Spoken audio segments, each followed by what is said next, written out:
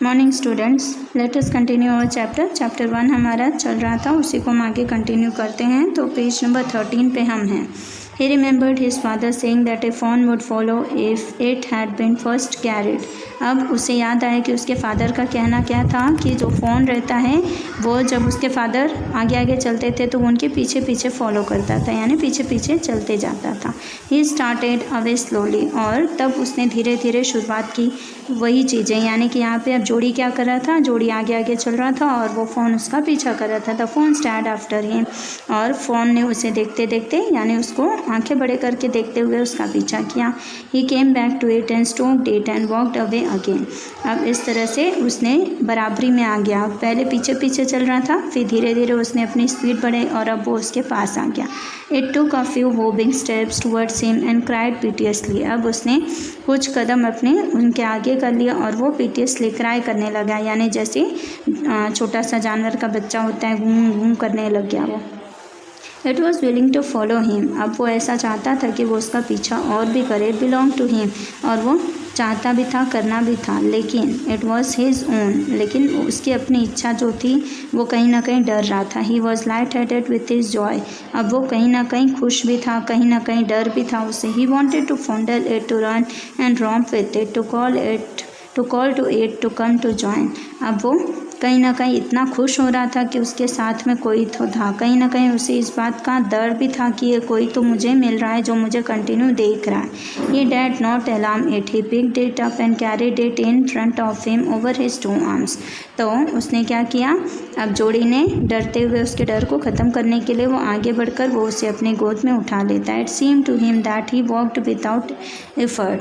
क्यों उसने उठा लिया, क्योंकि उसे ऐसा लग रहा था कि जैसे वो छोटा सा बच्चा डरा हुआ है, सहमा हुआ है और इसकी हिम्मत नहीं हो रही थी चलने की, इसलिए जोड़ी ने उसे अपने हाथों में उठा लिया।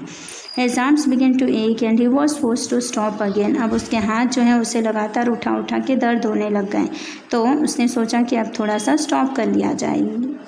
When he walked on, the fawn followed him at once. अब उसने वही टेक्निक अपनाई कि उसके फादर ने जो बताई थी कि वो आगे आगे चलता रहा और पीछे पीछे फ़ोन चलता रहा। He allowed to it to walk a long distance, then picked it up.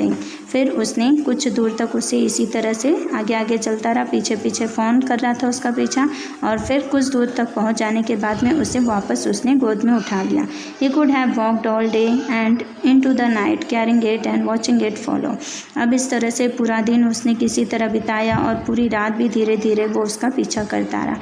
He was wet with sweat, but a light breeze blew through the June morning, cooling him. अब इस तरह से चलते चलते चलते चलते उसको पसीना हो गया था, पूरा पसीना पसीना उसके देह से टपक रहा था।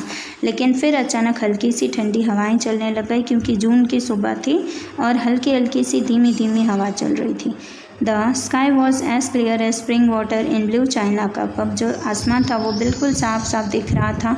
ही केम टू द क्लियरिंग, अब उसे ये भी दिख रहा था कहीं ना कहीं उसका रास्ता ऑलमोस्ट क्लियर होने वाला था, ख़त्म होने वाला था। It was fresh and green after the night's rain, और हर तरफ हरियाली और ठंडक थी क्योंकि बारिश हुई थी एक रात पहले। He fumbled with the latch and was finally obliged to set down the, अब उसने क्या किया, लैच के पास यानी दरवाजे के बिल्कुल करीब आ गया था और ऐसा माना गया कि ऑलमोस्ट बस अब दरवाजे की कुंडी खोलने की ही देर थी। Fawn to manage it, then he had an idea. He would walk into the house, into Penny's bedroom with the fawn walking behind him.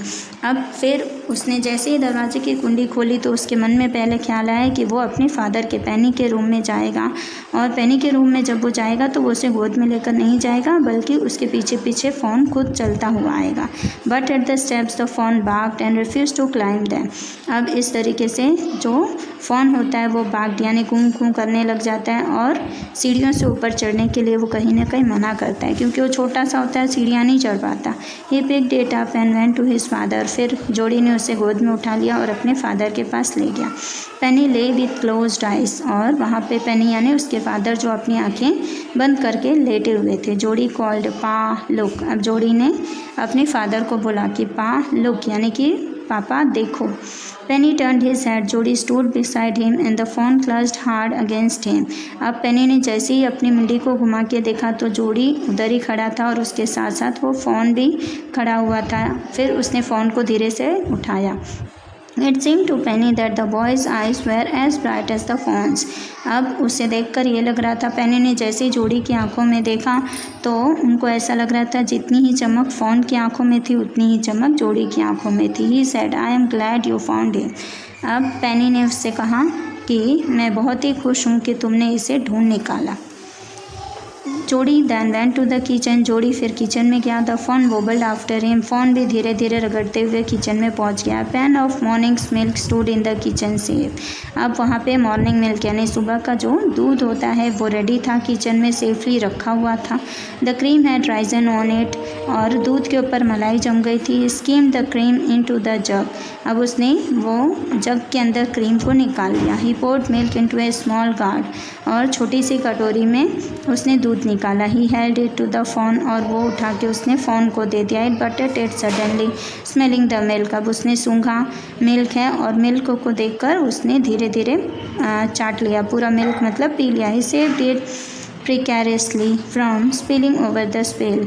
अब यहाँ पर उसने ये बात का ध्यान दिया कि नीचे फ्लोर के ऊपर दूध ना फैल जाए. It could make nothing of the milk in the ground.